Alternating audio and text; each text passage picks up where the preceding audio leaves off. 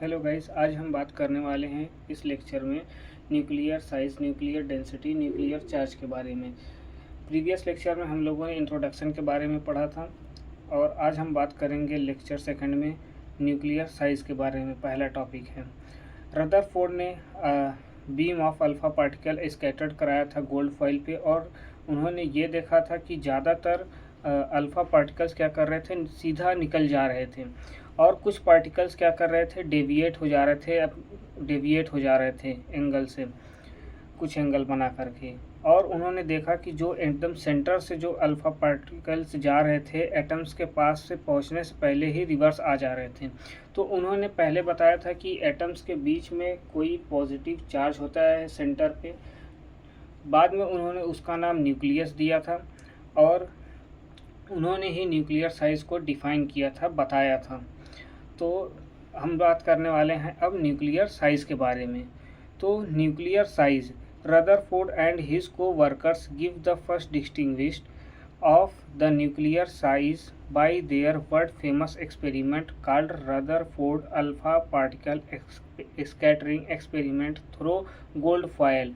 Rutherford और जो उनके कोवर्कर्स थे उन्होंने ही मिल करके न्यूक्लियर साइज को बताया था और ये दुनिया का सबसे फेमस एक्सपेरिमेंट माना जाता है, Rutherford alpha particle scattering experiment through gold foil, जो कि उन्होंने गोल्ड फॉइल पर इसे किया था। In all experiments, it was found that volume of nucleus is proportional to mass number A। इन्होंने बताया था कि जो वॉल्यूम ऑफ न्यूक्लियस होगा वो प्रोपोर्शनल होगा मास नंबर पे और इसीलिए V proportional to A।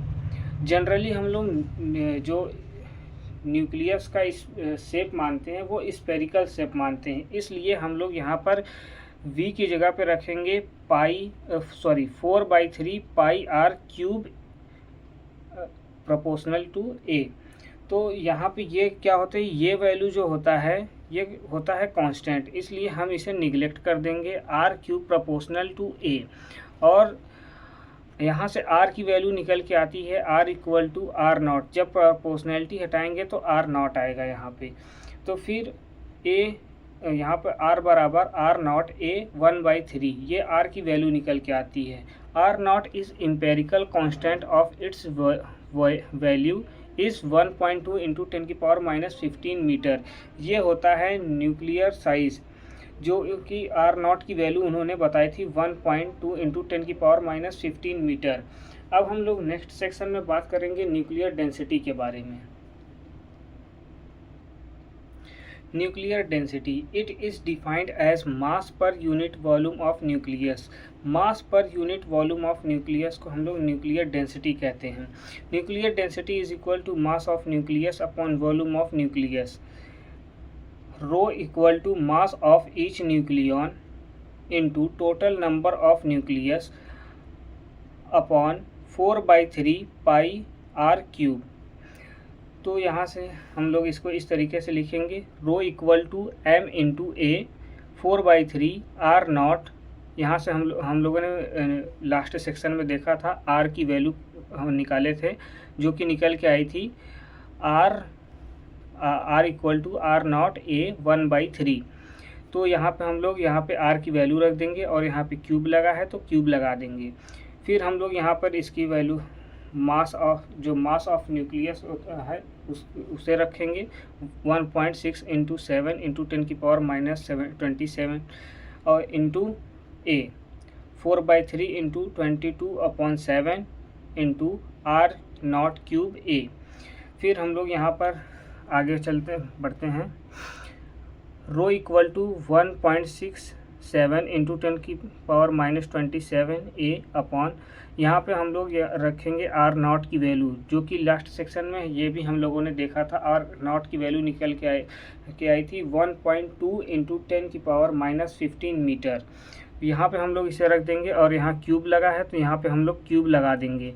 A से A कैंसिल हो जाएगा, रो की वैल्यू निकल के आएगी 2.97 इंटू 10⁻17 kg पर मीटर क्यूब।